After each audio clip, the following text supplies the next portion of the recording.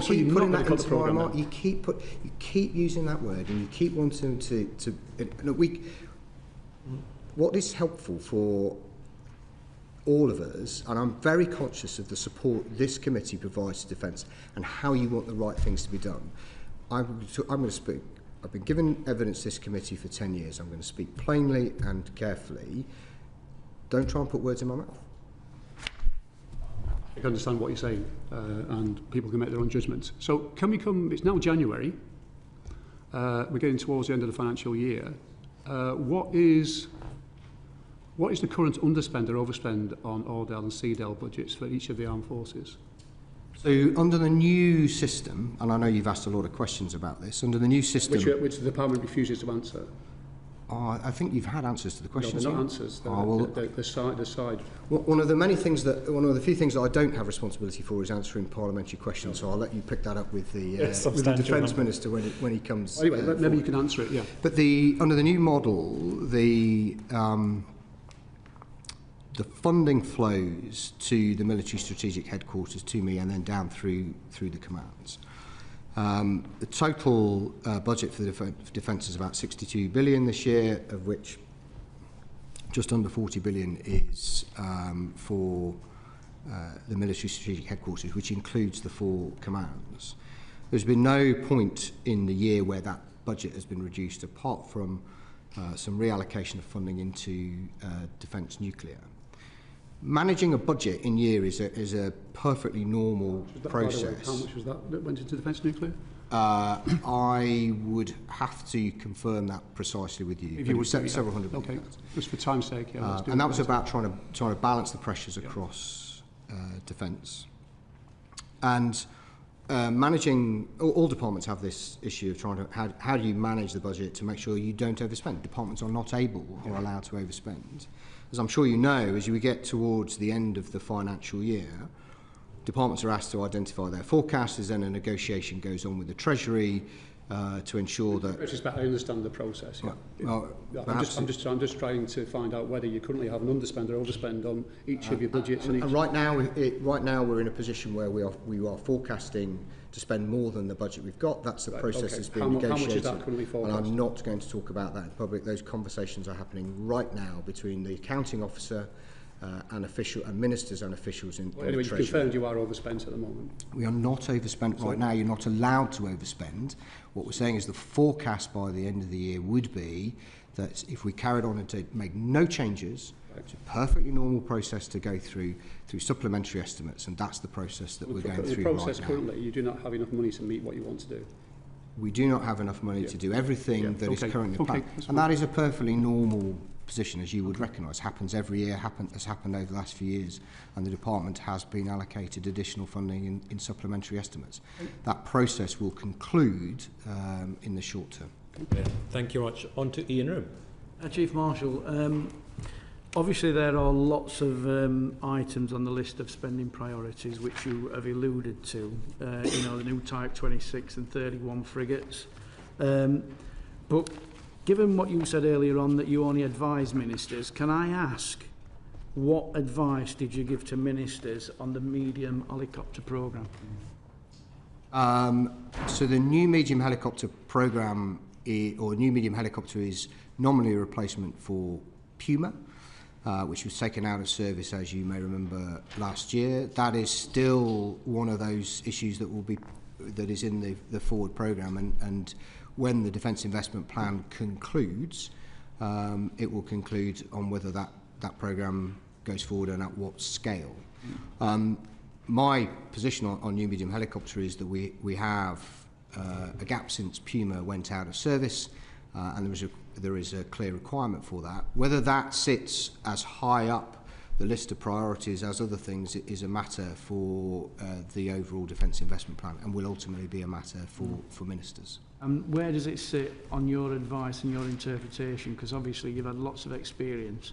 Where on that list would the medium helicopter programme sit on your list of priorities as a CDS? Well, there's a massive programme of investment, and there's a whole bunch of programmes on there. I can tell you it is not as important as nuclear. But it is also not at the bottom of the list either. So it will sit. So it will find its place in the overall defence. One of the reasons why I ask you this question is because we're on this Defence Select Committee.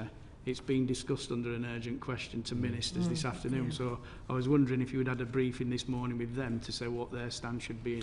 As I have not had a discussion about new medium helicopter with ministers this morning or even this year. Okay. Thank you very much. Yeah, thank you very much. On to Fred Thomas. Thank you, Chair. Chief of Defence Staff, you had a meeting with the Prime Minister before Christmas that you just mentioned earlier, and you said that the figures in that meeting were classified. So all the details of that meeting, all the papers were classified secret. Thank you. So, yeah, you had a meeting with the Prime Minister before Christmas, the details of which are classified. You define one of your roles as advising ministers, including the Prime Minister. Do you have the sense that current government are going to fund defence fully enough for us to be ready for full-scale combat in the next few years? What the target is the NATO capability targets, and we know that to deliver the capability targets we need to spend about 3.5% on hard defence. The Prime Minister has stood up and said that in Parliament, and he said it alongside of the leaders in The Hague.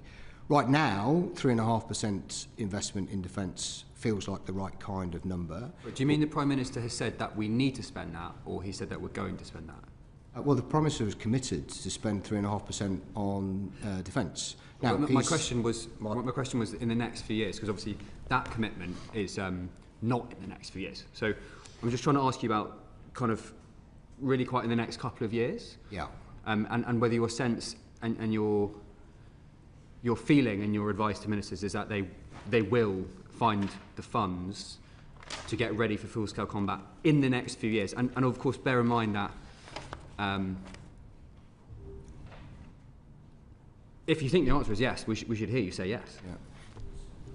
I'll kind of refer you back to my earlier question, early answer to the question.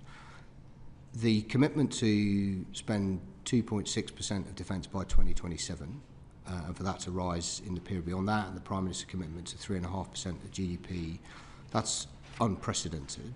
But I'll be completely honest with you that we will not be able to do everything that we would wish to do as quickly as we might want to do it within that envelope. But that is a matter for judgment for ministers around the trade-offs that they have to make. My job is to make sure that ministers understand the consequences of whatever is in the programme, and that we spend the money on the things that are going to add the most value and make the most difference. Okay, thank you. Brilliant. On to Jesse Norman. Thank you very much, Mr. Chair, and thank you, CDS, for coming in. I draw everyone's attention to my register of interest in relation to training and technology.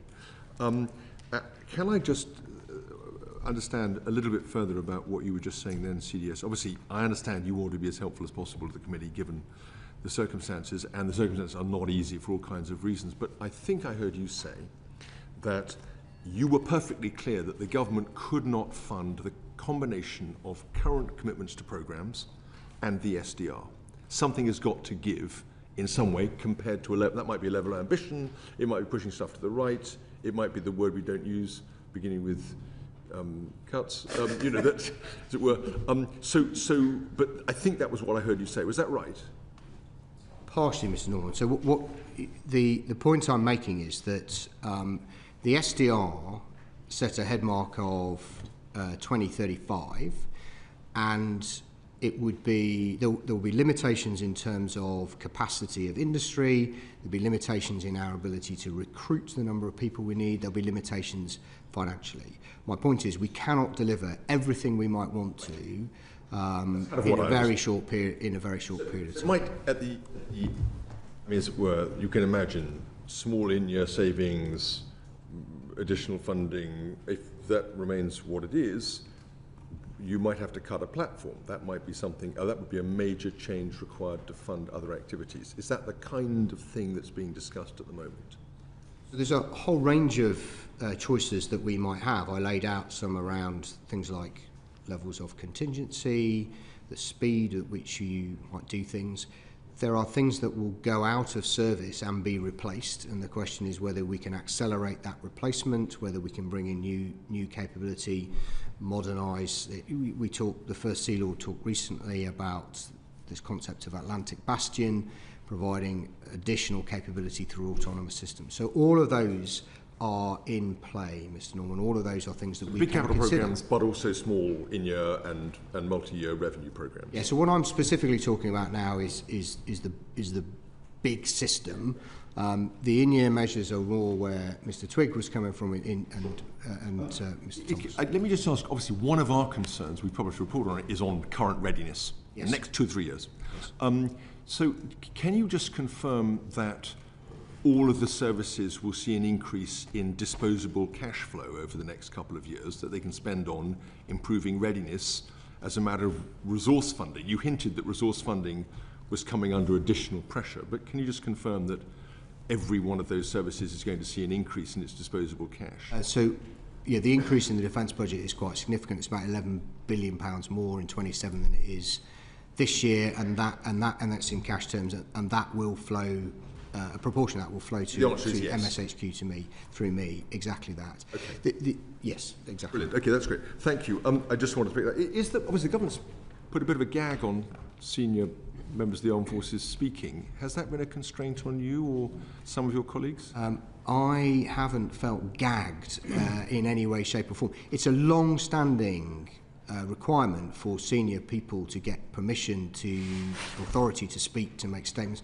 So tonight I am speaking at the all-party parliamentary group for the armed forces. I have to get my words or bullet points cleared through the system. So it's not being gagged, but it's a normal part of the process. They've obviously and it has tightened been it up. true. It's clear that they've and it's been true under all.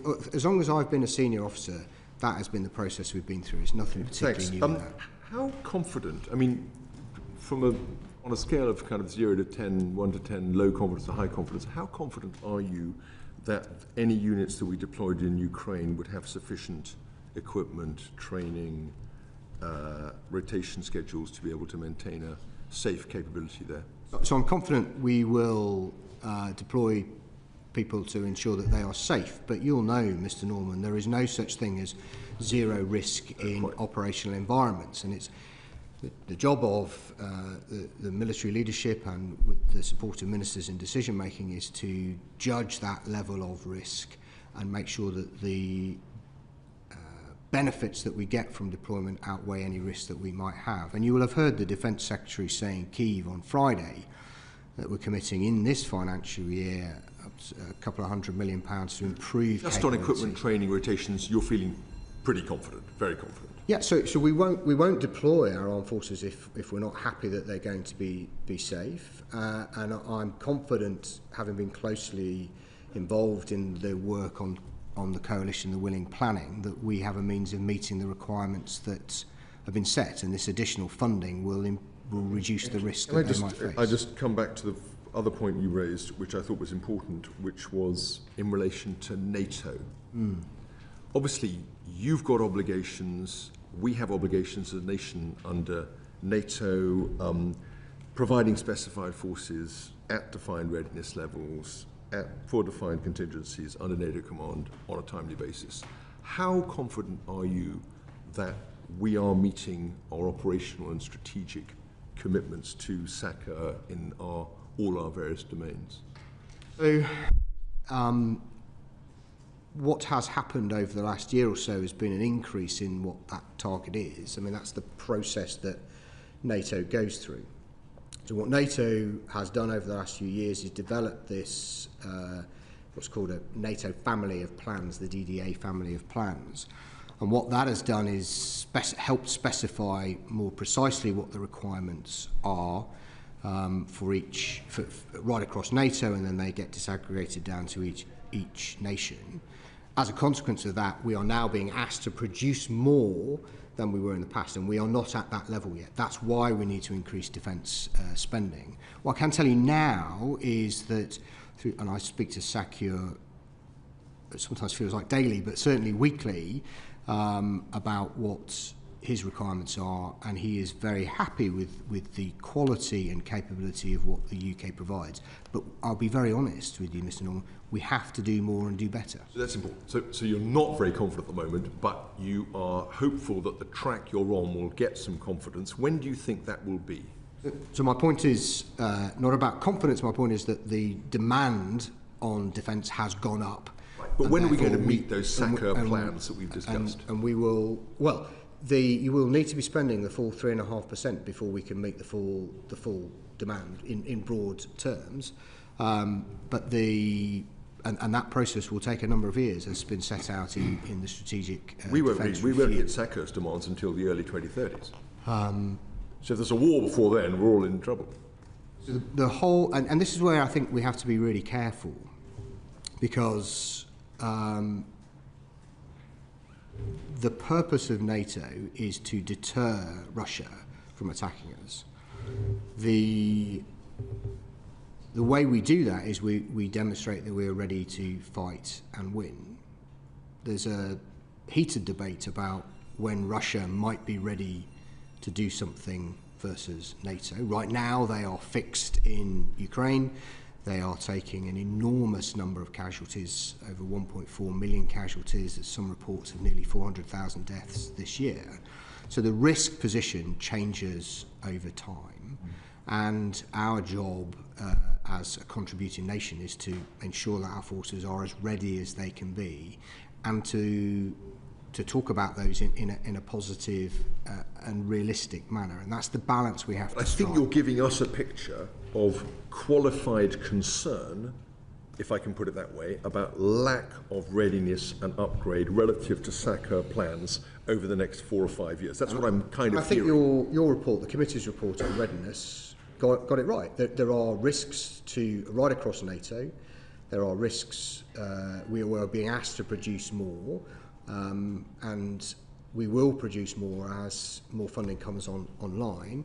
And therefore cannot be complacent. We've got to stay focused on those things. But also we should also be realistic about the threat that we face. Right, but more money earlier to address readiness issues will make a huge difference. It will make a difference, Thank obviously. You. Thank you much. On to Derek Trigg. Yeah, CDS, just after your opinion really on this Defence Medical Services. Now, when I was the Minister in 2006-8, one of my priorities was to sort out the problems with Defence Medical Service. So I have some understanding of the issues, and I think generally both the Defence Medical Service and the NHS kept on top of the issues around the casualties we were getting from Iraq and Afghanistan. Brilliantly, if I may say. Yeah. They did a fantastic job. But the NHS was in a much better position then. It was coming out of a very difficult period and starting to get a lot of additional funding and make a lot of improvements.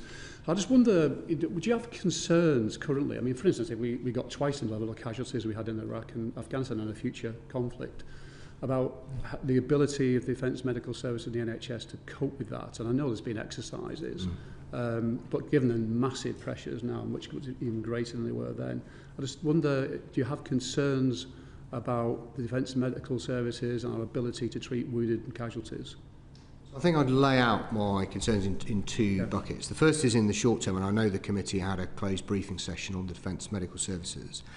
And in the short term, we have a number of gaps in specialist skills. So like a lot of areas across defence, high demand, highly skilled roles are difficult to fill. Cyberspace specialists, engineers, and some in the medical profession. And so the work that the head of the medical services and the head of cyber and specialist operations command is doing around financial retention incentives, to improve recruitment, all of those is about how we'd address that. And that's a sort of short-term problem we need to get after. My second wider point is that if we ended up in an all-out conflict under NATO Article 5 and sustained mass casualties, the defence medical system is not set up to do that. It would have to plug into the National Health Service. It's exactly what we saw happen in Ukraine.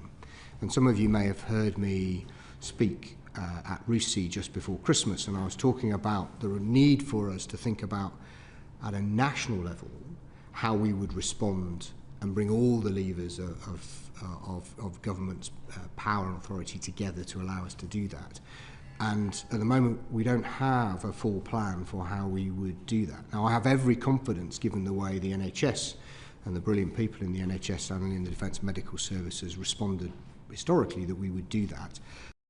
But right now, we don't have a complete plan for how we would mobilise the National Health Service in the event of an armed conflict at a NATO Article 5 level. So those are the two things that we need to address. Do you have any idea when that plan might be in place? And I mean, I'm just trying to get the sense of urgency here, and your concerns, because, it's if one thing that service personnel, if they're going to get wounded or hurt, they want to make sure they've got the best possible health services available to them. The National Health Service and our Defence Medical Service has already worked very closely together, and you'll know that quite a lot of, the majority of our specialists actually work inside the National Health Service, even though they're in uniform. So that works well. There's more we need to do to get to this plan. Where are we on that? So there's a wider piece of work run by the Cabinet Office, which is about developing our national defence plan and structure, and you would be right. It would be right for you to talk to the Cabinet Office about that. But that is part of their overall plan. And I think that over the next year, 18 months, we'll start to see that evolve and develop. You have concerns at the moment, we're not there. So we don't have a holistic national plan for how we would mobilise the National Health Service in times of all-out war in Europe. Right, thank you. So Richard, I want to bring you back to the changing strategic context, in particular Greenland. You'll be aware that there have been threats made about the future position or status of Greenland, with the US describing it as President Trump describing it as a national security priority. So within that wider context, have you been involved in any contingency planning on your part, given that what could happen with Greenland may end up shattering the NATO alliance? So it won't come as a major surprise, I suspect, that I have not been involved in plans directly to defend Greenland. What I can tell you is that Greenland is part of Denmark, which is part of the NATO, which is part of our overall NATO area of responsibility. I've heard and seen the reports of what US officials have said about their concern around the security of Greenland, particularly against Russia and China. NATO provides an impeccable security guarantee for all those nations that are part of NATO. The Danish Chief of Defence Staff is bringing together a range of Chiefs of Defence this afternoon. Sadly, I can't go because I'll be talking to the all-party Parliamentary group this evening. But we look at it as Greenland is part of NATO, and that's the context in which we see these issues. And ultimately, anything else is a political matter. But from a military perspective, it's part of the overall area of responsibility for NATO. Okay, I believe Martin wanted to come in here as well. Thanks, Chair, and thanks for coming, Chief Marshal. I just want to pick up the theme that Jesse Norman and now Tan's spoken about. So we have, the family of plans is asking for more. There are higher requirements from NATO. We're talking about more deployments. We're talking about coalition of the willing in Ukraine, perhaps defence of Greenland, not defence of Greenland, but NATO training missions. There's some sort of NATO deployment to Greenland. We have ongoing commitments in Estonia. We have agreed to back up Finland effectively. So there are quite a lot of demands on our time, yet the military is getting smaller and there are funding gaps spoken about. So I wonder if I could ask something very specific. In talking about the coalition of the willing, and figures of 7,500 have been bandied about, which is 20,000 when you do the rule of three to have a roulement. Obviously the army's only got about 50,000 deployable. Where specifically is the risk? Because we can't put 2,000 troops with the roulement into Ukraine and not be taking risk somewhere else. So is that risk in Estonia? Or is it that we can't back up Poland? What's... Yeah. It's probably worth me setting out the strategic question and challenge associated with the security guarantees for Ukraine and security guarantees for NATO. This is a conversation that my Chief of Defence colleagues and Sakure and I have had. The agreement that was reached last week in Paris with the Paris Declaration, signed by UK, France and Ukraine, is remarkable. What's even more remarkable, actually, is the commitment that the US have made to security guarantees. And I don't know if you saw the press conference, but Mr. Witkoff and Mr. Kushner both made very firm commitments, and it's the strongest security guarantee that we've ever provided. Sorry, forgive me, but where's the risk if we put 20,000 troops into Ukraine? If I might just describe this to you. So, on the one so we have a set of security guarantees for Ukraine, and we also have an existing set of security guarantees for NATO. If it was an entirely zero-sum game, then we would you would clearly see forces taken from one place to go somewhere else. So that might affect our ability to respond to crises overseas. It might affect our ability to service the contingency requirements, the readiness requirements for NATO. But Russia right now is fixed in Ukraine. Post a peace deal, we don't quite know what the outcome will be.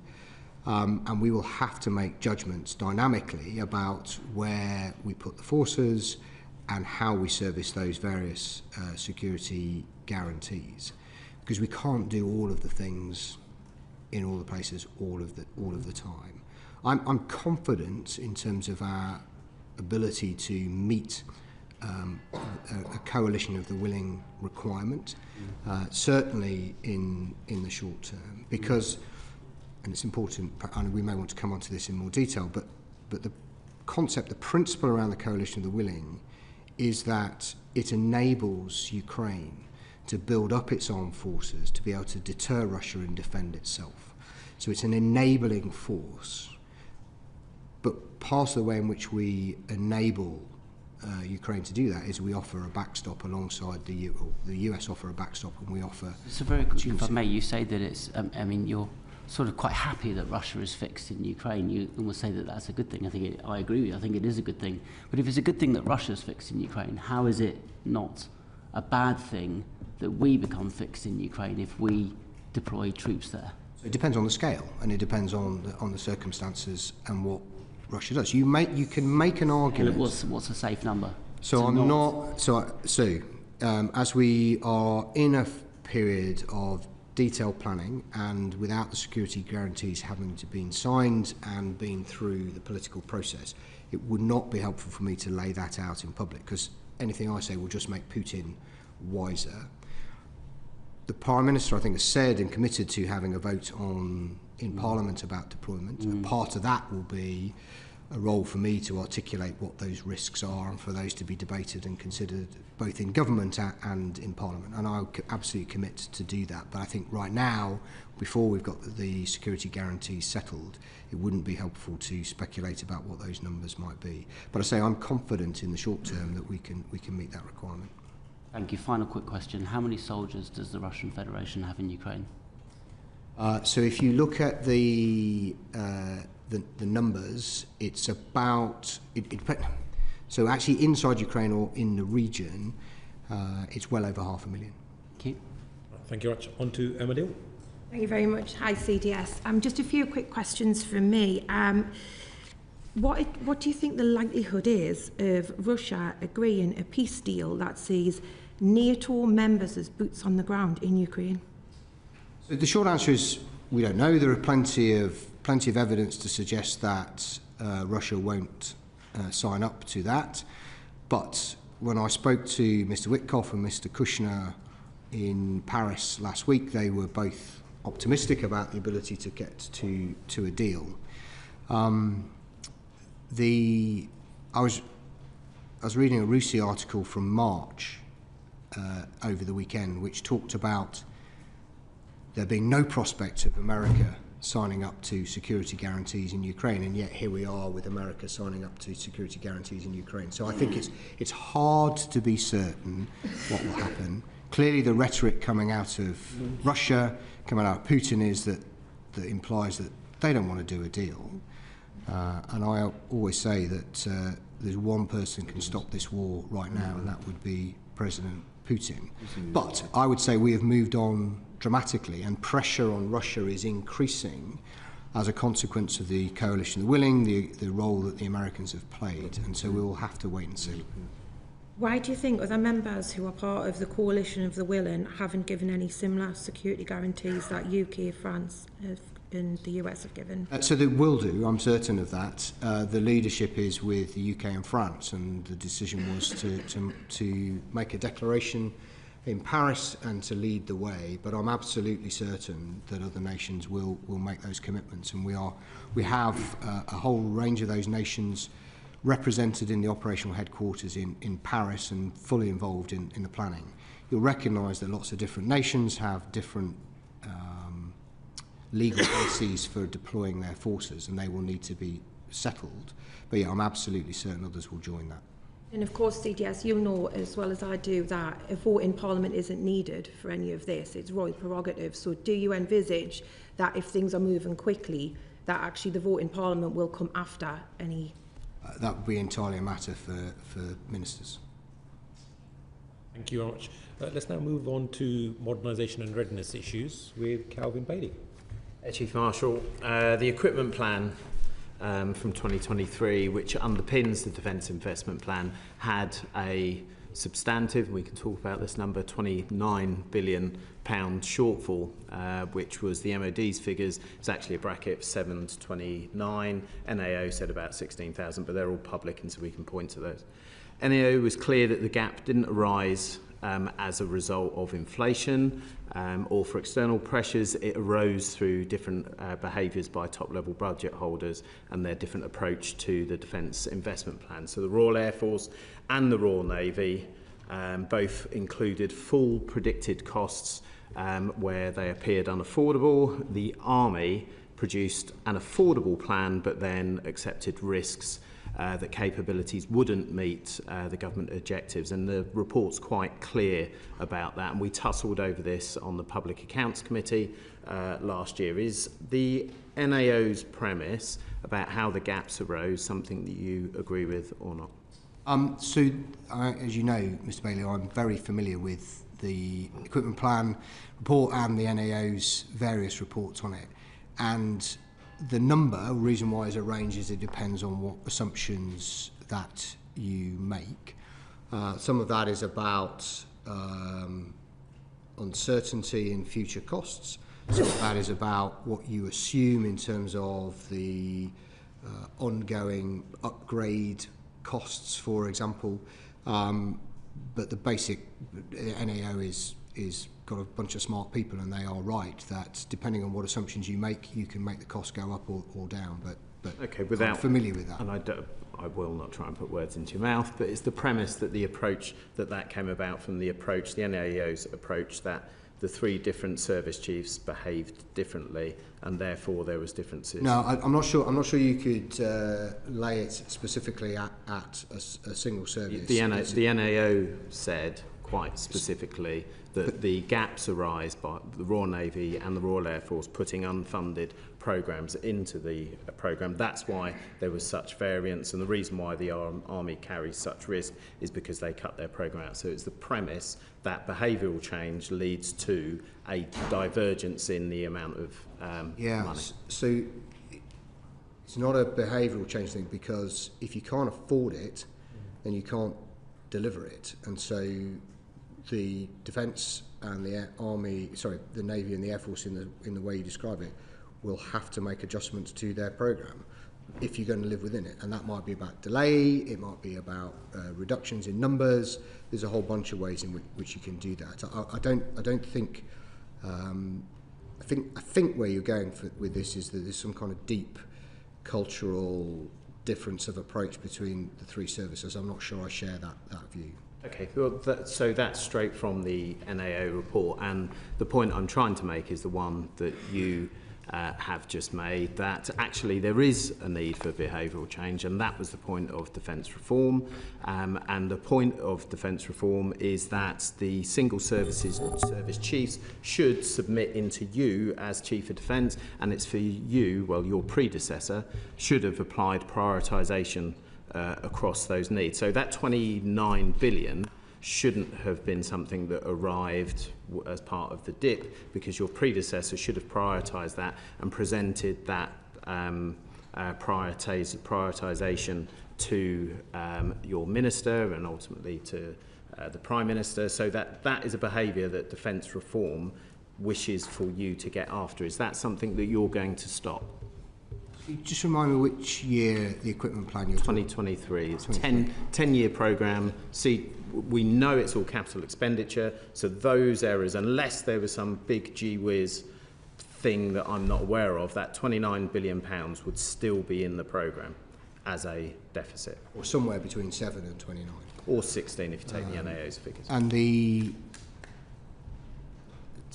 what I'm after is, so we know there was 3 different methodologies from the 3 different chiefs to put in unafforded programmes. The chiefs all took different approaches. So defence reform says, we've got this quad, CDS is in charge of the lot, he is going to pull them all together, they're going to work towards him. Is that something that you're going to that's exactly right. So the benefit and opportunity that comes, one of the many benefits and opportunity comes with defence reform, is the ability to pull together a single integrated force plan that I as CDS am ultimately accountable for.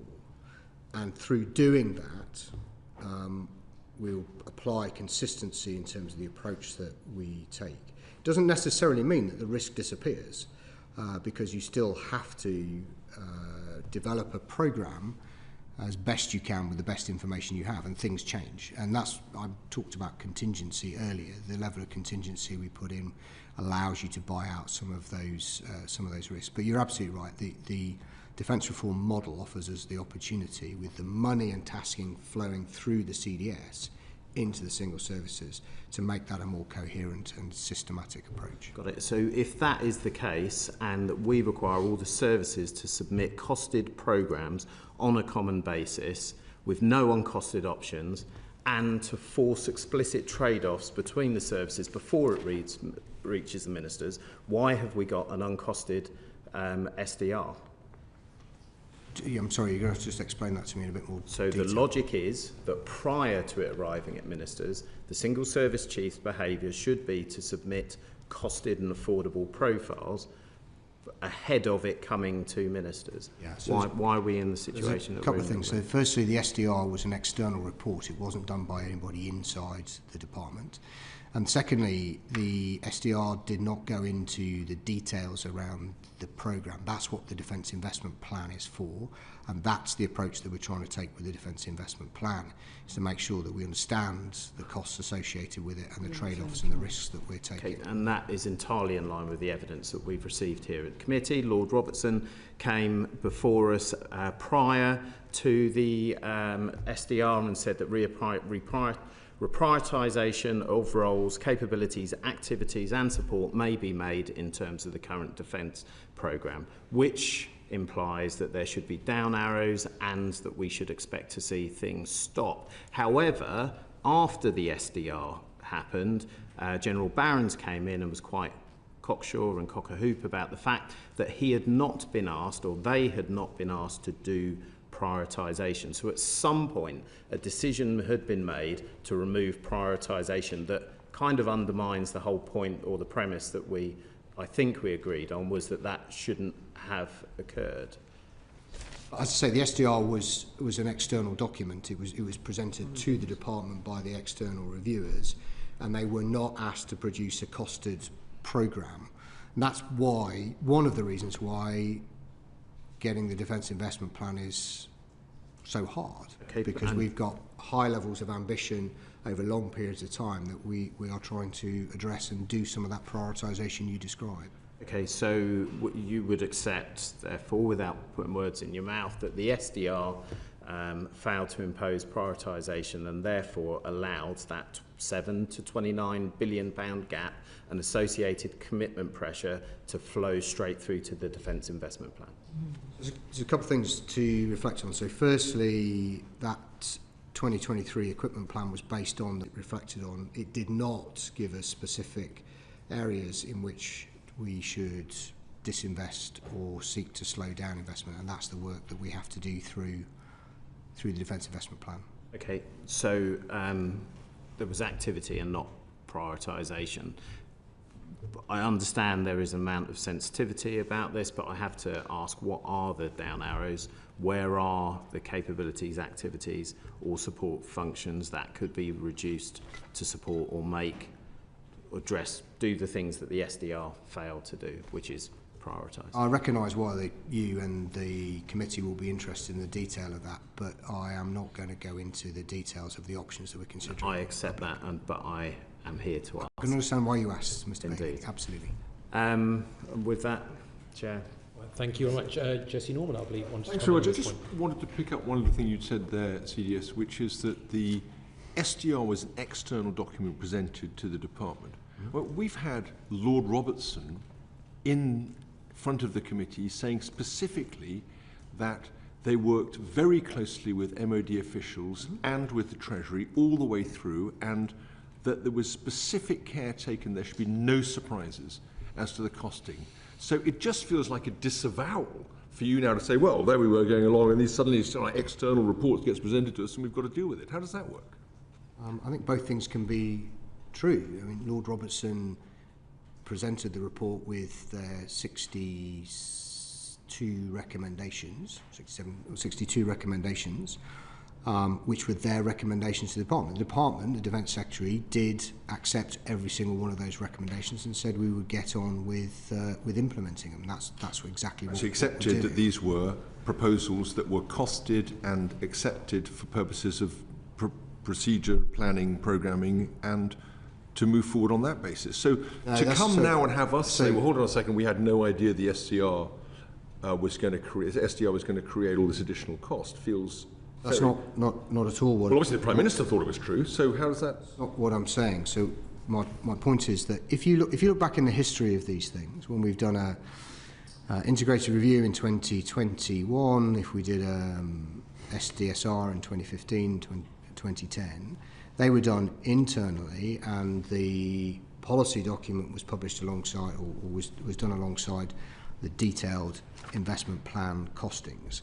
That was not the way that was done this time. The government decided to have an external panel that engaged brilliantly with those of us inside the department, but what has had to follow is the detailed costing of that plan, and that's the work that we are doing under the Defence Investment Plan. That was very specifically what ministers set out that they were going to do. It was never actually costed. They did some work, they thought it was costed, but it wasn't really costed. We had not done all of the detail that we are doing right now to make that work, and that was a position that the government decided was the approach it wanted to take by having the independent review first and then doing the detailed costed plan to follow. Thank you. Thank you very much. I believe Kevin Bailey wanted to come back on this particular point. Chief Marshal, just to come back on that, whose decision was it to take that out of the terms and references from the SDR? Where exactly in the department? So prior to the SDR, it's in there. PM says make it costed, make it apply prioritisation, fix the problems, and at some point, Defence said, "No, it's all right, we'll do that." No. If you go right back to the start of the process, the Defence Secretary agreed with the Prime Minister that we would have a strategic defence review. Note, strategic defence review, not a strategic defence and security review, and that the job of that team was to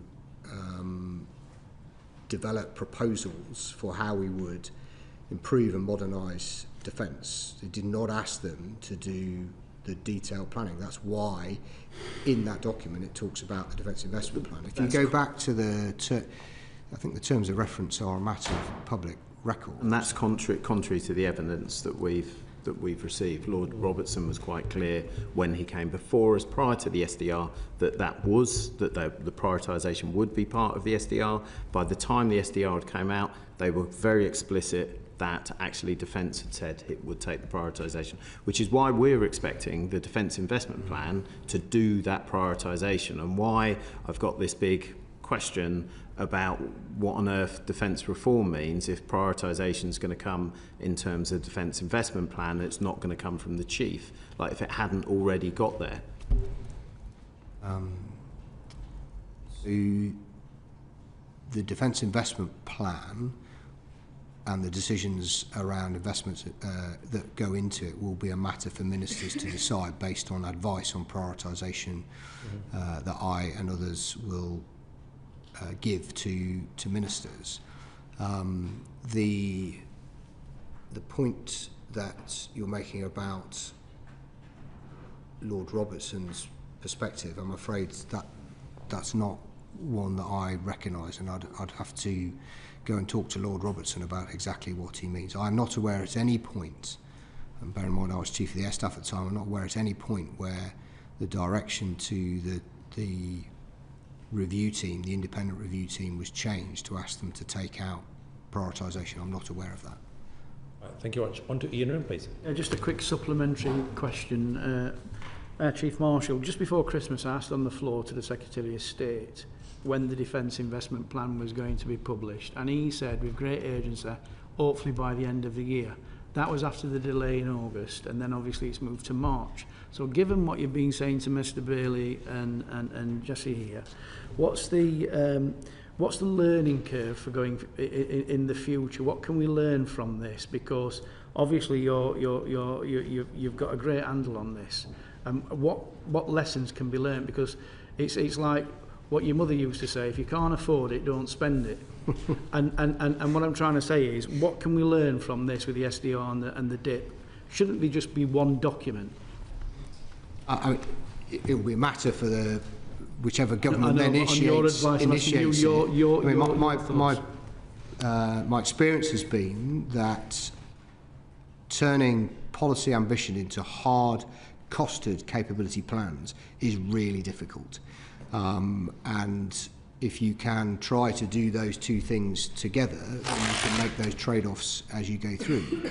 But I would also observe the advantages that we had in terms of speed and different perspectives by having an independent panel conduct the strategic defence review. So some kind of blend of that in the future might be a sensible way forward. But I'm quite a student of these defence reviews, and what you can see is that they are very, very context dependent. It depends on what's going on in the world at the time. It depends on who the government is, whether there's just been an election. All of those things play a part in it.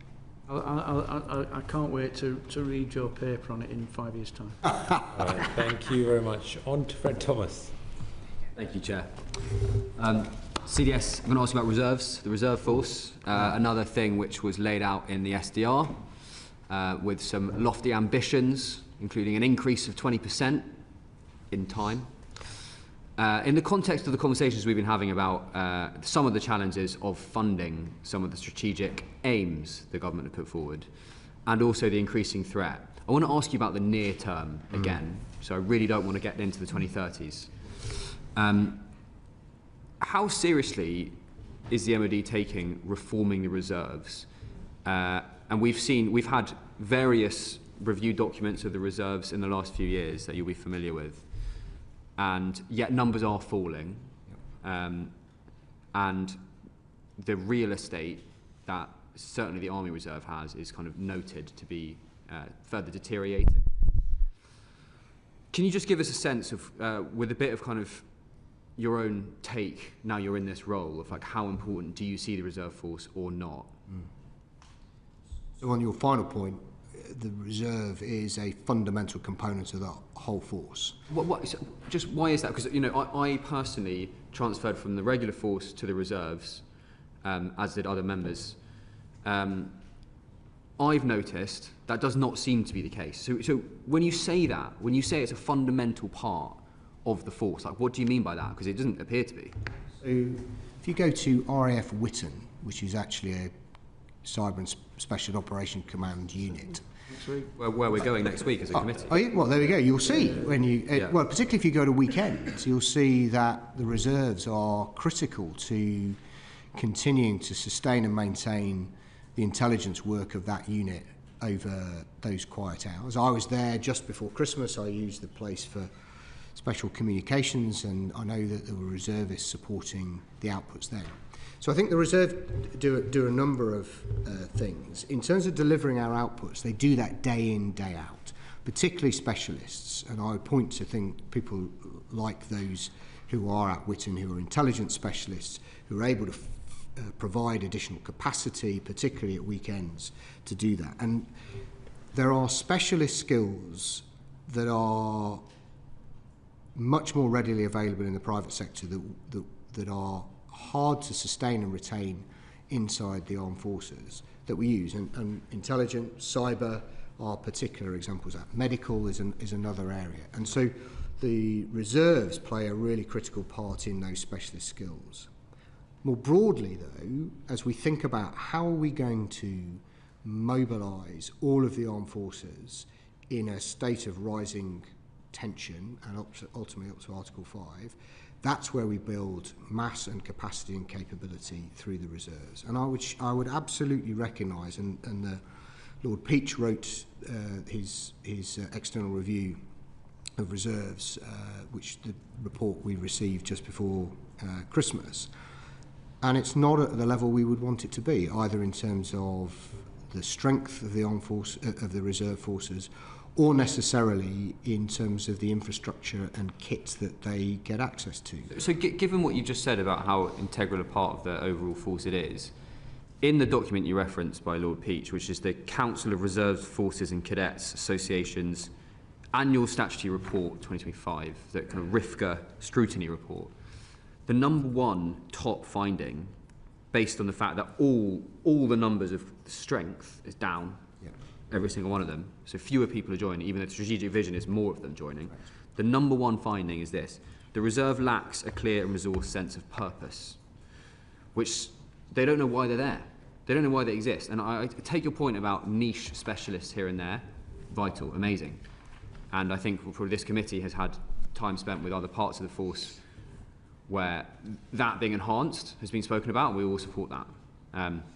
But this overall part, it feels like the reserve force is extremely fragmented, poorly resourced, struggles to retain people, clearly is struggling to recruit people.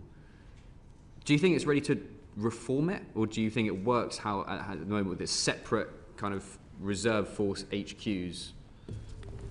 So my personal view is that we have to integrate the reserves much more closely into the way in which the forces operate. My experience at Air Command, for example, was that we integrated the reserves into the headquarters at Air Command and have actually now docked them under a regular commander as AOC 2 group. I think that model works well in certainly in the Air Force and to some extent in the Navy. The Army have more formed units from reserves, and there is perhaps a different model.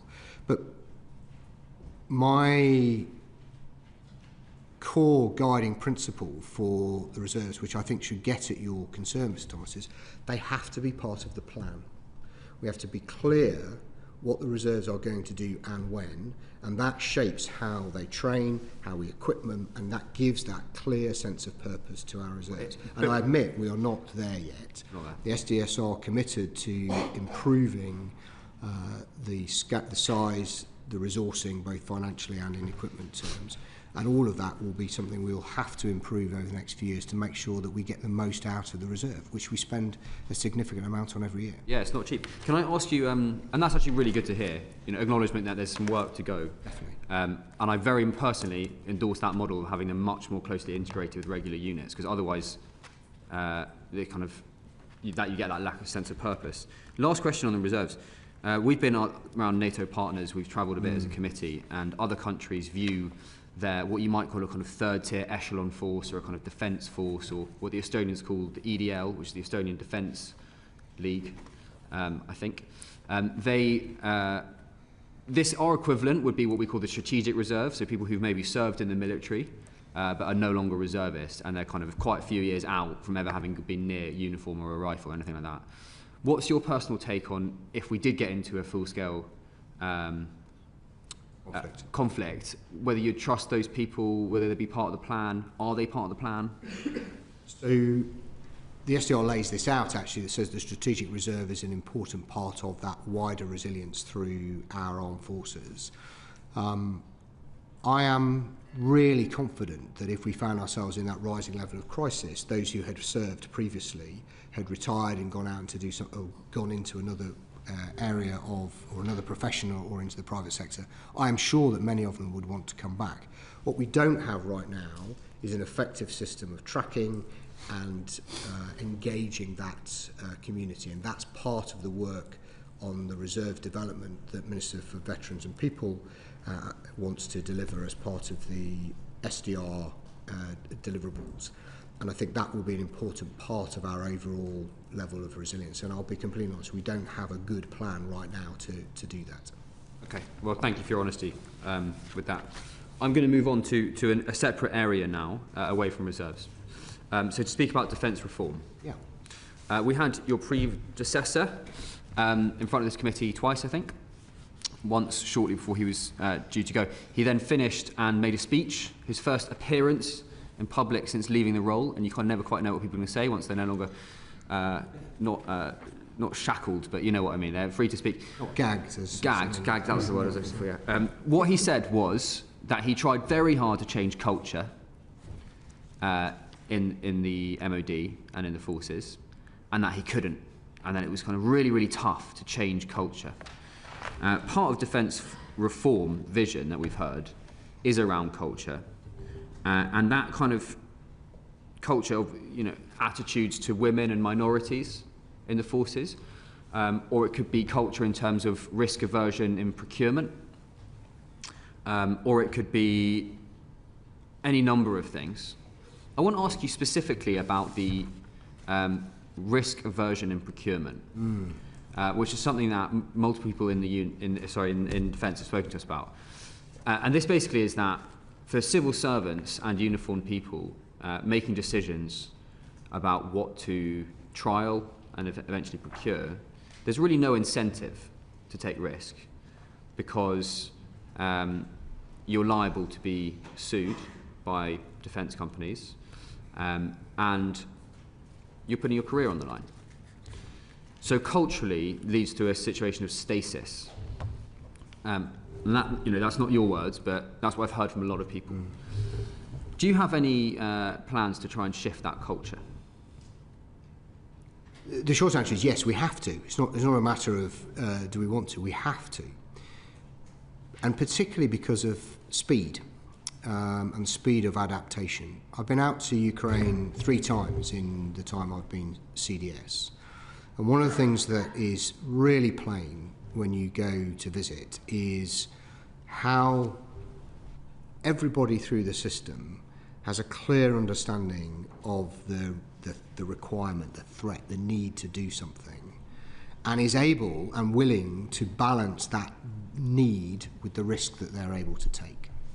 So I'm on record as saying that what we have done in defence over the last 30, 40 years is optimise a system for driving cost out.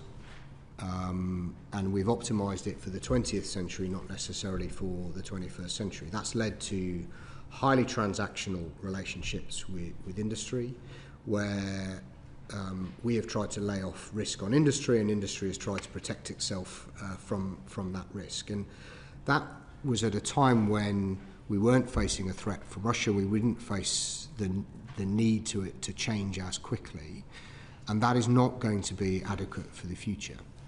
I don't think it's fair to say that throughout the whole of defence procurement system no risk is taken. If that were true, then we wouldn't necessarily have some of the challenges we have in I don't think I said that, to be fair. In a number of areas.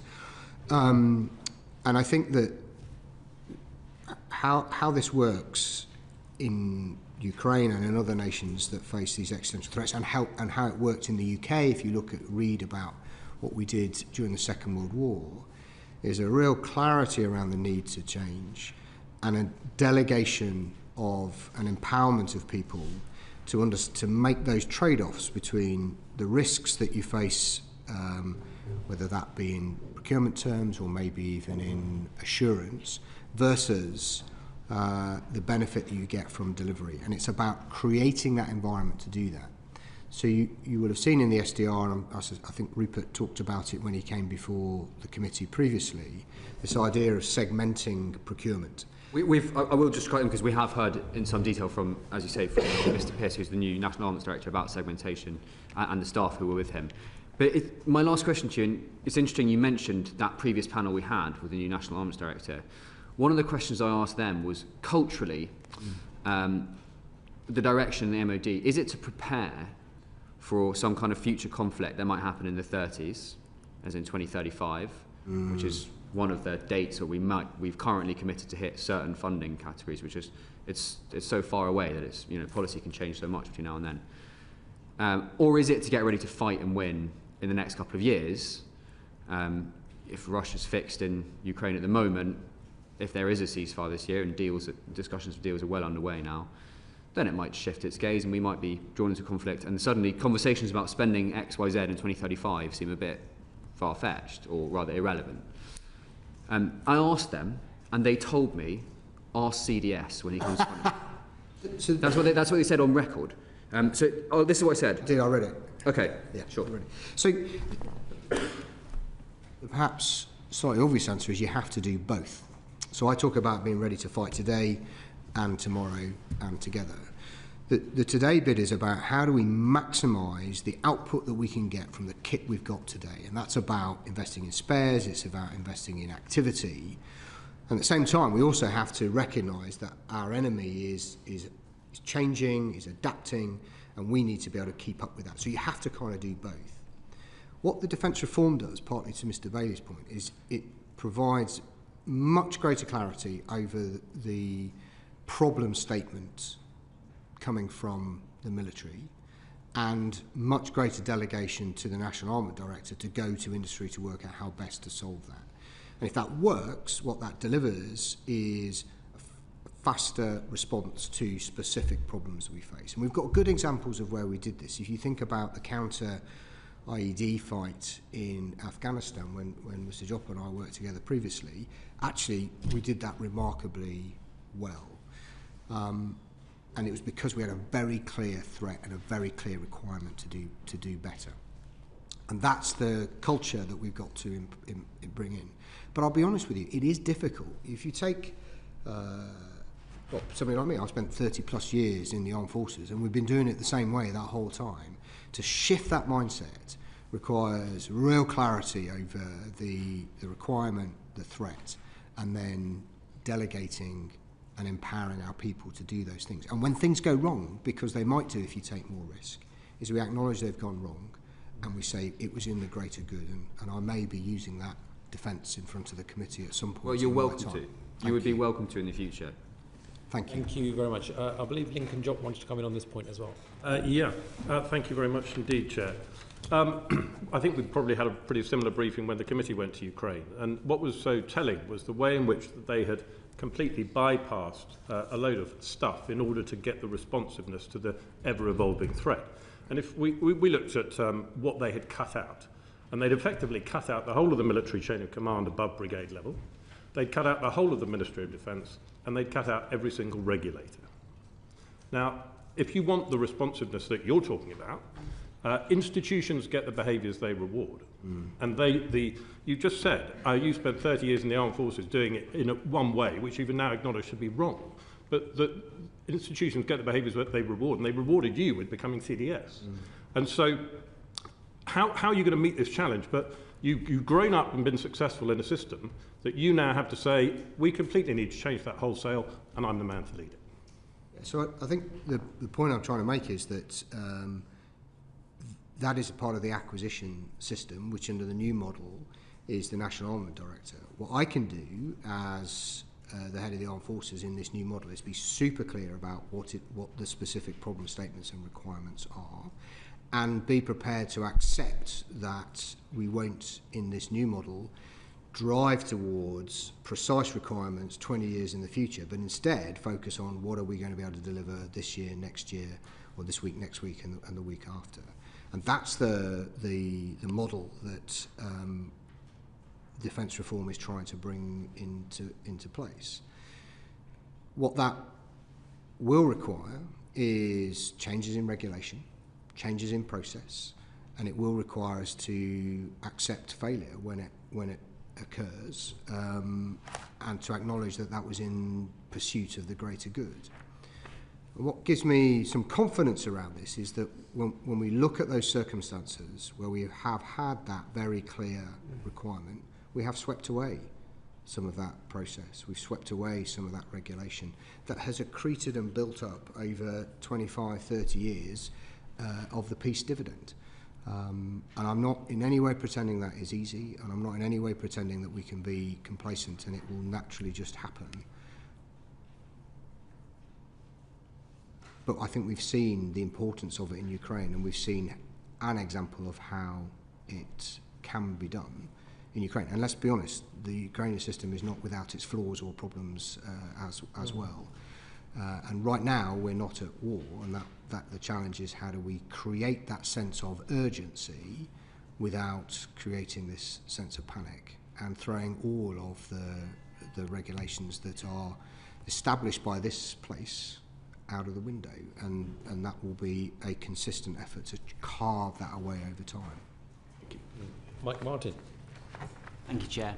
I wonder if you might touch on homeland preparedness and resilience. So, I mean, you'll know very well, NATO Article 3 mandates that we should continuously, I'm just quoting, and effectively maintain and develop our individual and collective capacity to resist armed attack. And that specifically, speaks to this question of national resilience, both in a military sense and in a non-military sense as well. How would you say we're doing on that? Not as well as I would want us to. I mean, that was really the central element of my speech at RUSI, is that we, those of us in this community, are familiar with the issues and risks, and we talk about it all the time. But it is not at the front of our minds right across the nation. And the example I gave in my RUSI speech was a report, really excellent report done by the Royal Academy of Engineering about infrastructure and about the need to rebuild infrastructure around things like flood defences, railways, etc. And I could agree with all of the elements in there, but at no point did it talk about doing it to build in resilience for the risk that we might come with armed attack or sabotage. And so we have to bring those things more to the fore. The Cabinet, following the publication of the National Security Strategy and the SDR, the Cabinet Office lead across government work to enhance these this thinking in these areas and to deliver those things. But this isn't free and isn't going to happen overnight.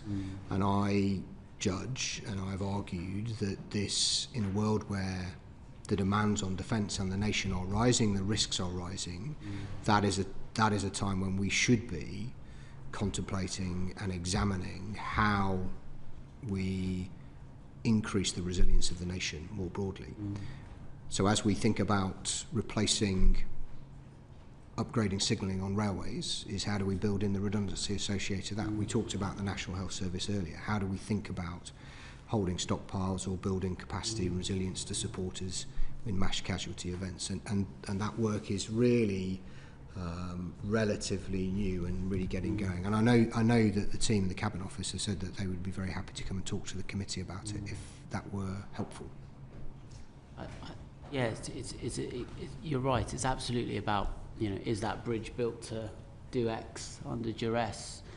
And there's a mindset shift as well. So I'm an MP for a constituency that suffered repeated water outages, including a 2-week one before Christmas. And towards the end of that, we had bad actors playing in the social media space around the water quality. So actually, you're a water company, you think your job is to supply water, but all of a sudden you're dealing with, you know, malicious disinformation. And we did actually have to ask the Cabinet Office to get involved there. And I agree with you that stuff costs money, but plans are cheap. So do we have a national defence plan?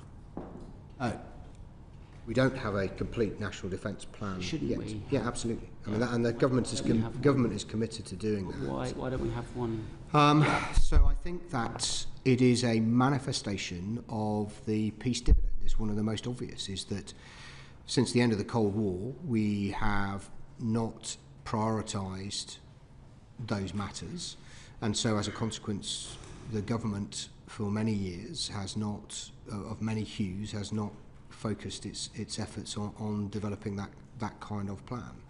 I'm pleased to say that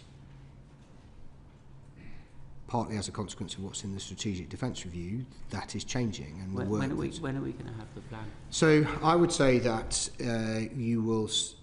The complete national defence plan, that is a question for Cabinet Office. As we're mandated to do, right? As we signed a treaty. Inside defence, which is a component of it, we have a plan called Operculus, which is forms the basis of our national defence plan, and we will evolve and develop that over this year, and it will be an ongoing thing. But we will have a plan that I can point to where I understand the command and control arrangements, so I understand how we will transition through war through this year.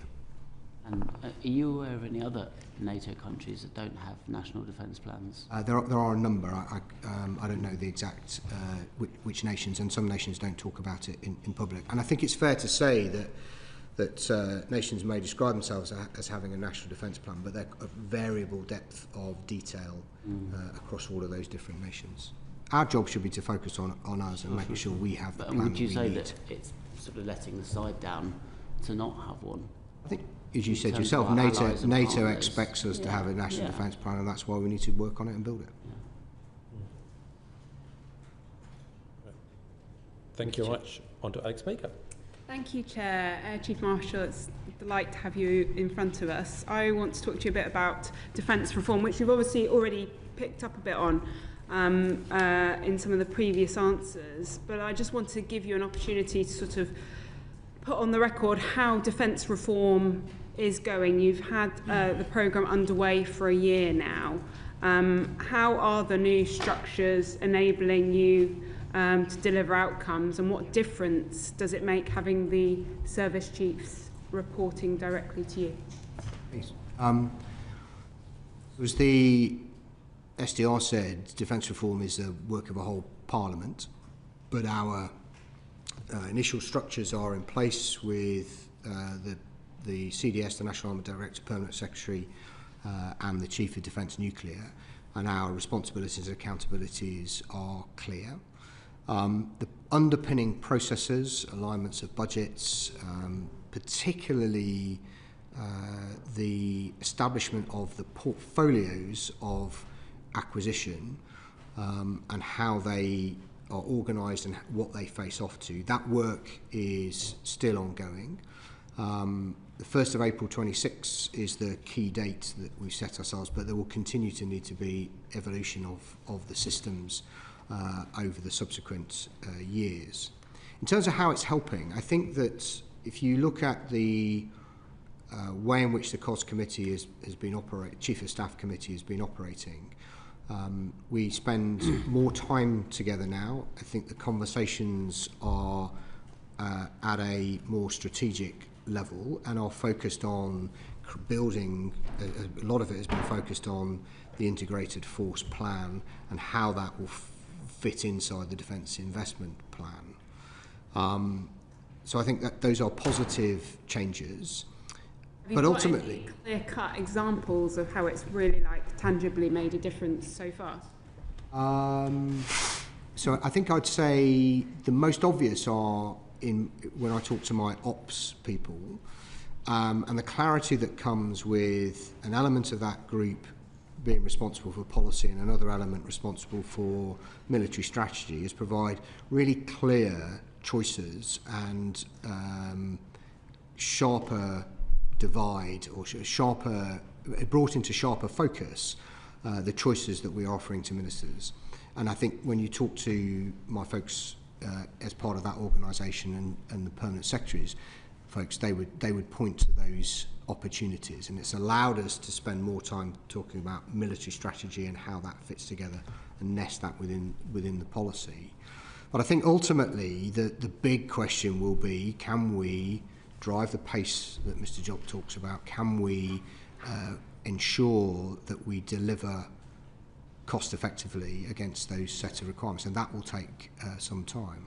The other thing I would want to emphasise is that whilst we talk about clarity of responsibility across the 4 pillars, I'm really clear that we don't deliver for the country or defence unless we work together. So if we think about exports, for example, the National Armament Director isn't going to sell very much if the armed forces aren't prepared to go and spend time with the other nations to describe how we use them.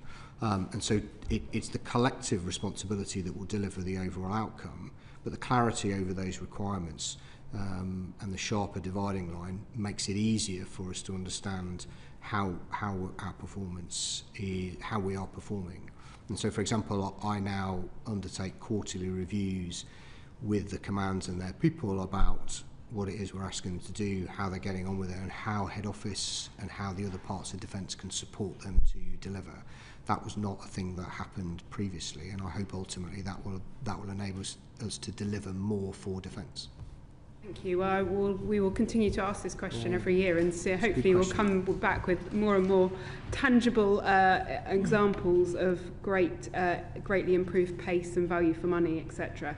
I want to actually just pick up on, I know when my colleague Calvin Bailey was asking you about, you and the chiefs all being on the same page. I mean, for me, it was obviously really clear that you obviously set the demand signal, and they report into you, and that you are, you've said you are on the same page. But I think, it was quite interesting to see at DSCI, the chiefs going on the, being given speaking slots, seeing everybody, sort of taking their opportunity to put their pitch in for why their, work was important. How confident are you that you can genuinely exercise this central authority? If the chiefs are continuing to be able to sort of go out and brief out their pitch, basically. I want the chiefs to be talking about their specialist domain. I want Harv to talk about the air domain, and Gwyn to talk about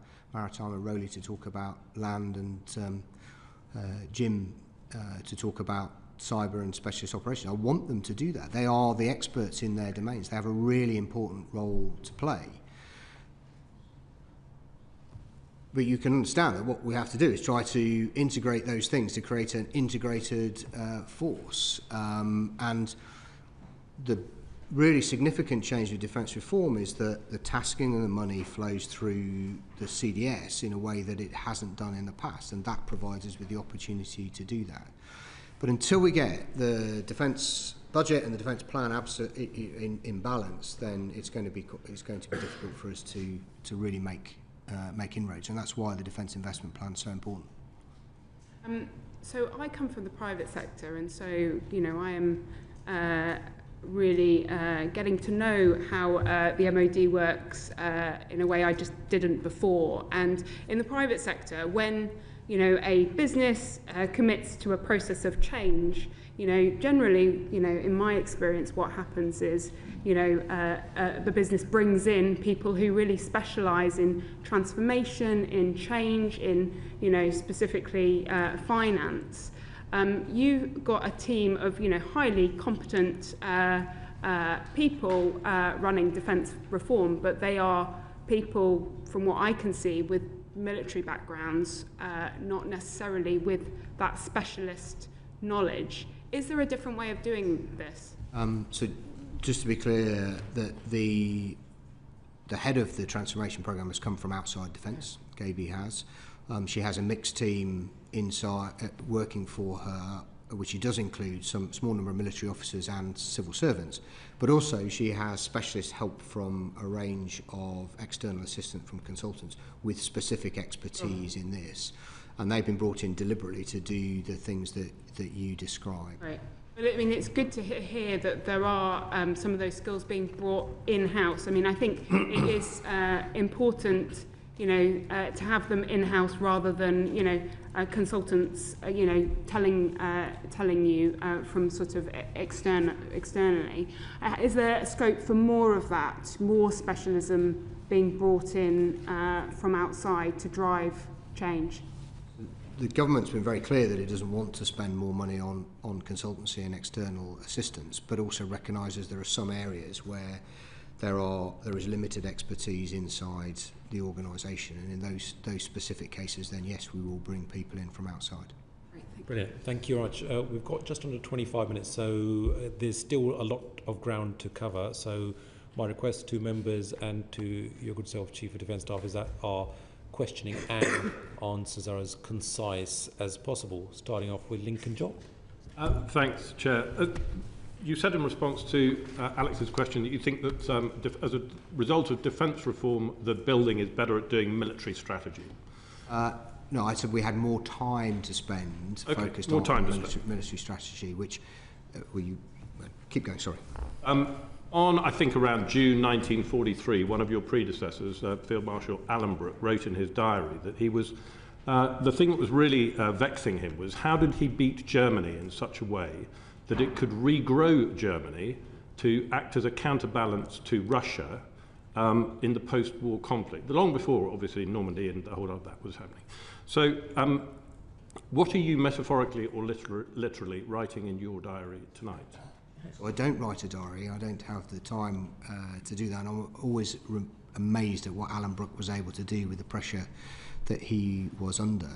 I think the thing that I am most bothered about in the near term is Russia, and how we get ourselves to a position where Russia concludes that they will not attack NATO or therefore undermine our national security, but also at the same time recognising that in holding conflict below the threshold, that there will inevitably be Russian activity below the threshold of war, and in doing that, what we need to work is how do we work across all of the agencies, all of the levers of government to protect UK from that risk. More broadly beyond that is that there's a changing shape and direction of source of power right across the globe. You can see it moving eastwards, and that's even before we talk about changes in US national security policy and strategy and how we bring those together. And therefore the question is, what is the role of the UK, and particularly the armed forces in the UK, to enable the stability and security that we've enjoyed over 80 years, and how that has enabled prosperity and ultimately growth for the nation, which is a key challenge for us. So that's the big questions I think we have to wrestle with. And we have an opportunity to do that sometimes now, which I'm not sure we always did in such a structured way before. Right. Thank you very much. On to Emily. Thank you. The defence world tends to not be great at conveying simple and straightforward messages to the public. You've spoken about having a national conversation about the risks that we face. Obviously, people in this room are aware of those risks, but how are you going to reach out to the wider population, have that national conversation? Yeah. So I think armed forces and leaders in the armed forces particularly, but also right through our ranks, have a role to play in that. As I set out in my RISI speech, the challenge is how do you have a conversation about a complex threat that sits within a wider geopolitical and geostrategic context that is uncertain and challenging. Because the danger is you fall back on simple tropes that Russia's going to invade by 27 or they're not going to invade by till 2035. And the reality is it's actually a matter of a judgment around the level of risk that we face. My core argument is that what we are seeing is an increasing risk as our adversary in Russia particularly becomes more capable, more battle-hardened, and we see a continued desire to undermine NATO and the stability of the West and the rules-based international system. And we should have those kind of debates in public. I think the polity have a critical role to play in that, and we can support that because of our understanding of the threats. But the role that our reserves play, the role our cadets play, the role that our regular services play in talking about what the armed forces do, I think is an important part of that national conversation. I mean, just even listening to you there, CDS, if I was someone watching this and trying to understand what the risks are, I would have been lost off. Do you know, just the average person on the street, if we're going to try and get them to understand what the risk is, don't we need to be a bit more blunt and slightly more alarmist with them so that they understand it? Because like you said, people are living in a cosy bubble of the peace dividend, and actually that's not where we're at anymore. But I think every single time I hear anybody in defence talking about it, I think the average person will be lost off within 5 seconds and just get on with their day. It's about making sure that they actually understand, and I don't think the public are there yet. And if the public aren't there yet, then how are we going to get them to be resilient? I think it's a really fair challenge, and you as politicians, it's your job to communicate with society. My worry about being too blunt is that we scaremonger. My worry about being too relaxed is we're too complacent, and the reality is it's more complicated than that. And I would be happy to take advice from politicians on how to do that in an effective way. But I think if we are too alarmist, that is unnecessary. But equally, we can't be complacent either. I mean, you'll be aware, CDS, that other countries, so I'm just looking at Norway and Finland have had military conscription for decades. I've got friends in Finland, and they'll talk quite openly about how, you know, they're always ready. Basically, they know that that's something as a nation they have to do. The Swedish government has their total defence strategy. Other governments send out booklets to their citizens to say this is what you would do in the event of a national attack or an attack on civil critical national infrastructure. There is nothing like that in the UK, not even the basics to let people know if this happens, this is what you need to do. I could go out now and ask anyone and say, what would you do in the event of an attack? And there would just be mass panic. So what can we do to avert that, I suppose what I'm saying. I spoke recently about the Swedish model, where they have, I think it's annually, but certainly regularly, provide a booklet that goes out in Swedish, simple Swedish and English, and it talks about some of these issues. Some of it is about straightforward national resilience, so I suspect Mr Martin's constituents and the problems they had with water supply would cover off those things, but it also expands right the way out to armed attack. And it feels to me that those are the sorts of things that would be part of that wider national conversation. And they can be reassuring as well as realistic about the potential threats that we face. But it seems to me that we have to start with a description of what those things might be, admit that there's a degree of uncertainty about the likelihood of it happening, and then to use all of the means available to help educate society more broadly on what we might do. But it goes beyond straightforwardly thinking about whether you're going to store drinking water at home. It is about how do we encourage people to want to serve? How do we have the conversation with public that says we are going to spend more money on defence, and that will have consequences. And ultimately, I think that is a political discussion, but we can help support that through a description of the threats. And I think that's one of the central dilemmas, is the public don't accept more spending on defence because they're not fully aware of what the risk is, and that's something we're always battling with as members of Parliament.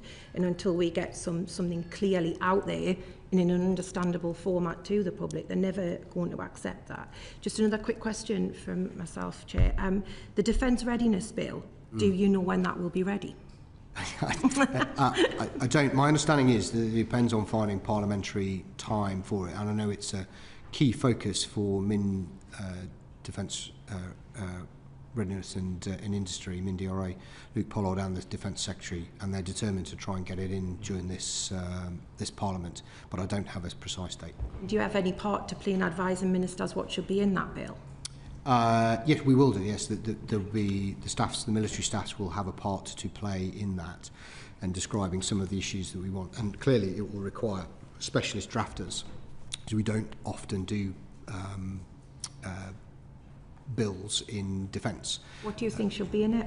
So a range of things, but it will be about how do we government gain access to private assets in times of crisis, how do we shift industrial capacity to particular areas of focus in times of crisis, and mirroring laws and responsibility, laws and rights that other governments have in other nations. The US is an example. Okay. So elements of those will be what we would need.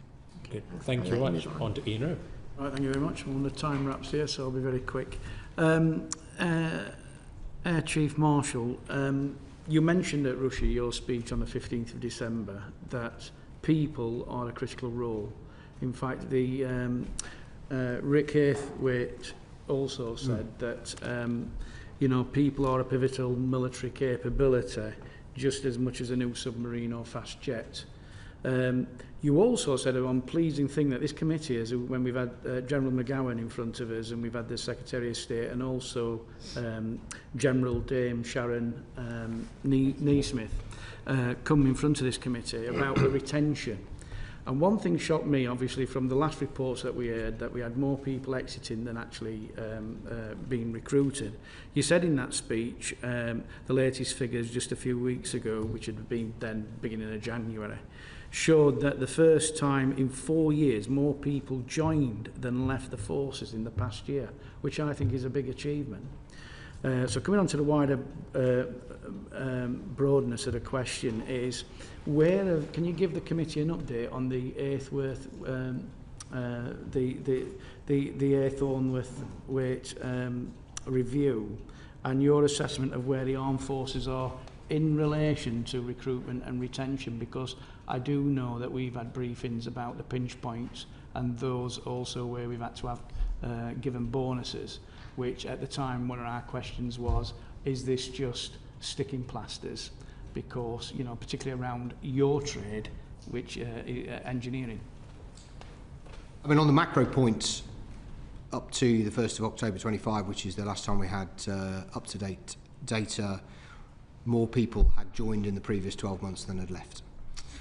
We've seen increases in those recruited. The Air Force was up to 37%. I think the Navy was about 24% increases in numbers of recruits. And we've seen a reduction in the number of people leaving. So I take all of those things as positive. But the net increase was only a few hundred over that year, and it needs to be bigger to fill in the gaps that have been created over the last few years where exits have exceeded inflow. There's a whole bunch of factors that will have played a part in that. Some of it is the financial retention incentives, some of it will be the pay rises, some of it will be for example, the defence housing strategy. Some of it is about greater flexibility, allowing our personnel to extend their services who want to. All of those add up to delivering the shift in position that you've described. I actually saw Rick Haythornworth last week to catch up with him because I was involved in his report. And effectively, his recommendations form the basis of the chapter in the Strategic Defence Review on people, and that is what we're driving at. You'll recall that Rick's report had, I think, 62 recommendations. That's a lot to get our arms around, so trying to focus the work as part of SDR delivery is focusing down on those things that are going to make the most difference in the short term. Part of that is about recruitment and retention, speeding that up and improving our retention numbers. And then the other part is really about providing that flexibility of service to ensure that we keep people in for as long as possible. Lovely. And just a quick one. On our visits as a Defence Select Committee, we have travelled to different NATO countries and spoke to British personnel, serving personnel, who are in NATO positions. One thing that came across to me And I've asked the ministers this question as well, is the SDR is truly NATO first? And we hear the terminology NATO first all the time. So what I'm picking up is sometimes when officers, serving officers or personnel are sent on NATO roles, it affects their promotion. This is what they're telling me, mainly because that another commanding officer may be from another NATO country and it doesn't fit within the structures of what the career paths are set for people in those roles, because they've always got to come back and have experience of doing that role before they're considered for promotion. So if we're truly NATO first, how are you as CDS going to ensure that the culture changes so that actually their time spent in NATO command positions does not affect their promotion? Well, actually, I want to do the opposite. I want to actually enhance their promotion prospects if people have been to NATO and then brought that experience back into the UK, and that's got to be the way we do it. And people will believe it when they see it and feel it, and that's the trick. And we're working hard at the Senior Appointments Committee, and I know the Single Service Promotion Boards are working hard to ensure that those who have got that experience have opportunities to promote. You picked it up as an issue. 100%. Yeah, absolutely. Thank you very much. On to Michelle Scroggum. Thank you, Chair. Nice to see you here. You've been very patient. I know, yeah, especially in this room. It's very hot today. We didn't deliberately turn it up just for you. But I wanted to ask, we were told in November in the House that there's been some new mandatory training introduced for senior military leaders on how to spot and respond to unacceptable behaviour. And I wondered if you could tell us a bit about that training, what it entails, and also if you've actually completed the training.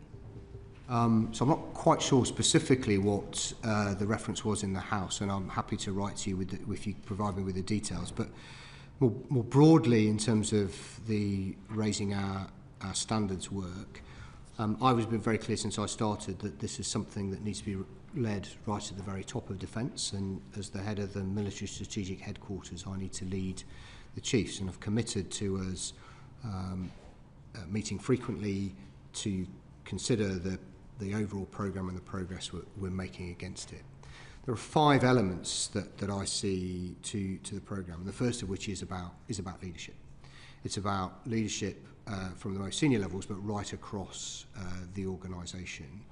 And one of the benefits to Ms Baker's question is that with the new model under defence reform is that we can be more directive about the single approach to leadership right across defence. And as we roll that out through this thing called the Leadership Edge framework, that's about good leadership more generally, but good leadership brings an organisation where people feel valued and feel part of the organisation, and that helps reduce the prevalence of any unacceptable behaviour. So leadership, there's a big element around data and analytics, so we understand and can where there are particular hotspots and can track our changes, and also can use that to identify where there might be particular problems with leadership.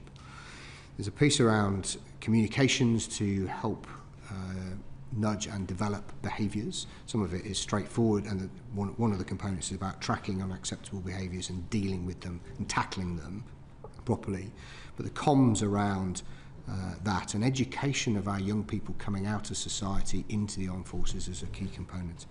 And then finally, there's a strand of work around training and education. So, for example, active bystander training being a key part. I did that a couple of years ago and found that to be a very helpful mechanism, just to give you some tools to deal with that. So I'll be tracking that with the chiefs, but also working closely with our DG, Director General People, and the Vice Chief of Defence Staff to drive that through during my time as CDS. I mean, this is generally about women in the armed forces, the unacceptable behaviour that they've been subjected to for far too long. Yeah. This is new training that's coming in. I'm quite surprised that you weren't aware of the actual training programme itself. Do you understand the message that it sends if you haven't actually taken that on board and completed it yourself?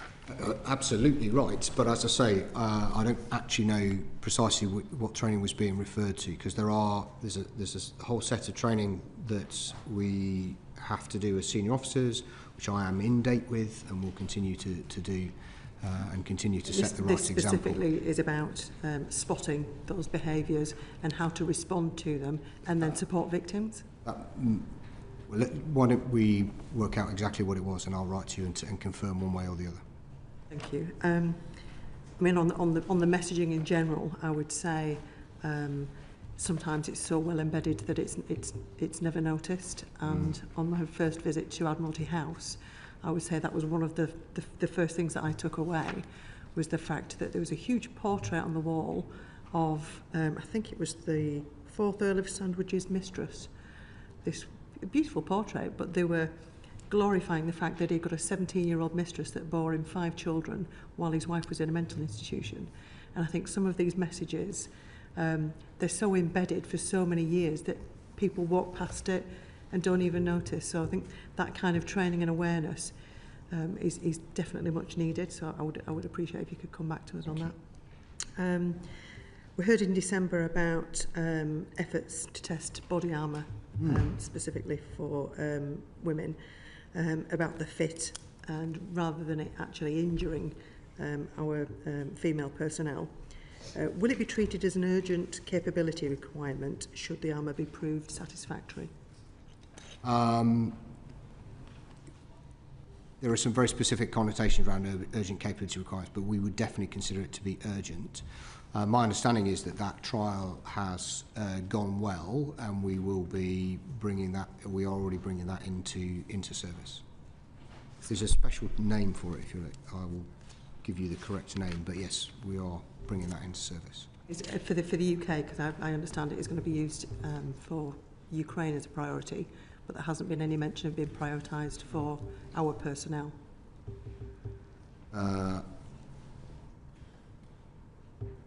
So I'm not aware that we would prioritise that for Ukraine over our own people. If we've been through the trial and it works, then we will introduce it across with our people as quickly as we possibly can. As far as I'm aware, that is the case. That they've said it's going to be prioritised for Ukraine. Yep. Which, wonderful. We'd love to protect the female personnel over there. But I think, again, if we're looking at protecting, that is something that should be prioritised for our female personnel in the UK. Great. Thank you. Good. Thank you much. And finally, Calvin Bailey. Chief Marshal. Finally. In my constituency of Leighton and Wanstead, I've got 2 wonderful Royal Air Force Cadet Squadrons, 12F and 241, who both have very high levels of ethnic minority people in those units. However, when I look at the services uptake and ability to absorb those young people into the service, it is unjustifiably low, I would say. So what are you doing to address the low levels of service recruitment into from the ethnic minorities and communities like mine? The first thing I'd say is that over the last 2 or 3 years, we've seen an increase in representation of ethnic minorities in the armed forces, which I think is a good thing. My whole approach around recruitment and retention is focused on getting the very best people for the armed forces, because that's what the country needs. And so this is fundamentally, for me, is about operational effectiveness. Now, it seems entirely ridiculous to me that if that is the focus, then we shouldn't. It seems ridiculous to me that should mean that we are unable to attract women and ethnic minorities into the armed forces in the kind of numbers that they are represented across society. What we know from, if I lean on my experience from being in the Air Force, is that there are communities across the UK that have very little contact with the armed forces. The cadets do a brilliant job, actually, with developing that knowledge and understanding. But we have to work with what are called in the system the gatekeepers, the parents, the guardians, the teachers, to sell the armed forces as a place that is important to the nation, where you can have a valuable career and where you can contribute to society. And so that is what I see. And when I go to those squadrons and I go to units such as my previous Air Cadet Unit 56 Squadron in Woolwich, I see and am swamped by parents that are desperate to help get me personally to facilitate their entry into the services. And to be quite frank, that's not good enough, because we know there are stats that link the amount of contact with the military to the uptake. There is very powerful evidence that that is the case, and yet these children and these communities are completely written off because the military approach to recruiting now doesn't take the time to put that effort into trying to bridge that gap and recruiting from them. So I'm not sure I would share your characterisation that it's completely cut off. I think what I see across the armed forces is a determination, commitment to reach communities that don't have ready access or ready understanding of the armed forces, but we don't do enough of that, and we aren't doing it fast enough. And it remains a source of frustration to me that we don't do better in terms of recruiting those. That's what the community outreach teams were there for, and it's for what the ethnic minority networks were there for, to help provide the service with that understanding. So what are you doing to support them? Because as far as I can see, there's been a significant rowing back on commitment to supporting groups that support themselves within the services. I think the outreach teams still exist in various forms, and that was a key focus certainly in the Air Force a few years ago, and I know the Army and Navy have similar schemes. I'd have to look at the precise details of those numbers. In terms of the networks, the central government has taken an approach towards refining and focusing the networks across government, particularly in the civil service, but I consider that as part of defence, to try to ensure that they are focused on making the most amount of difference.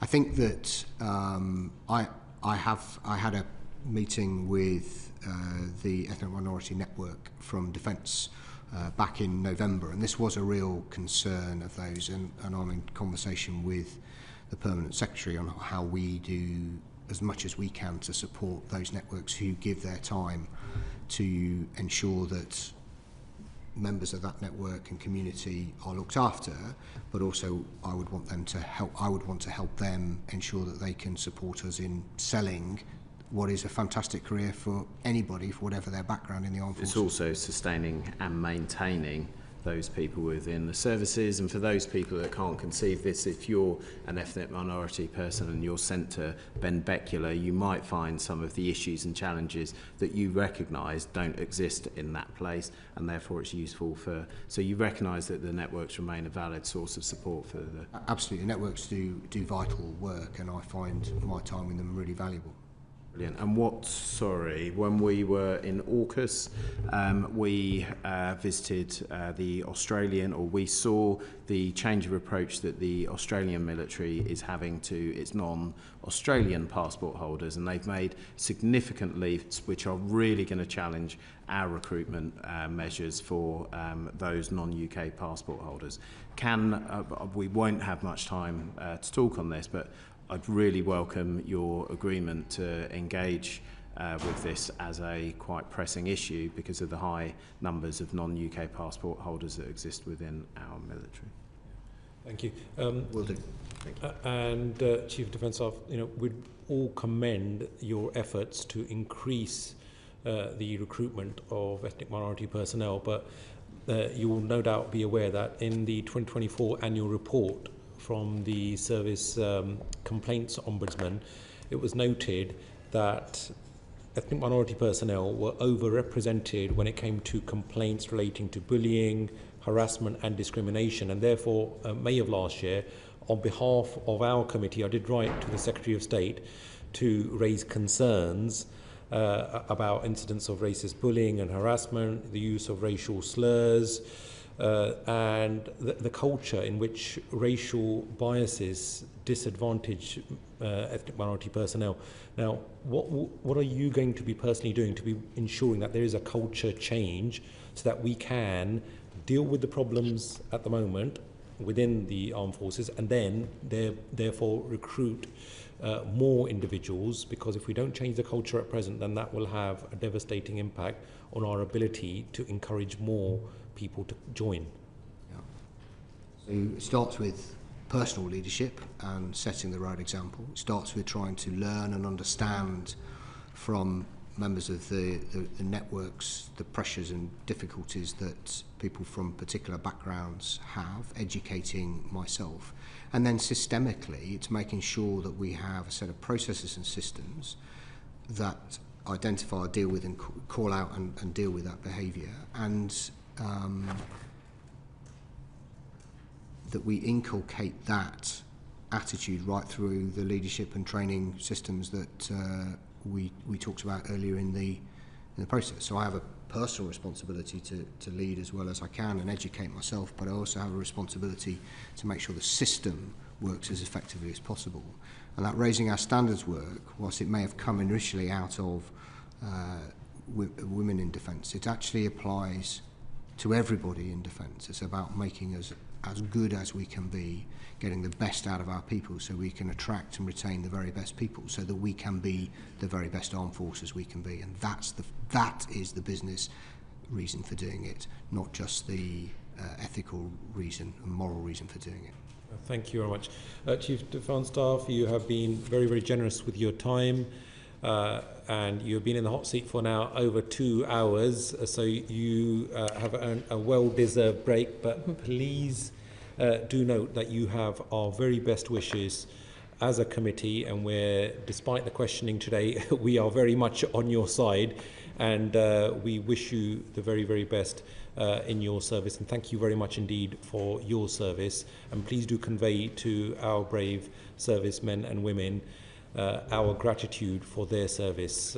So with that, I bring today's meeting to a conclusion. Order, order.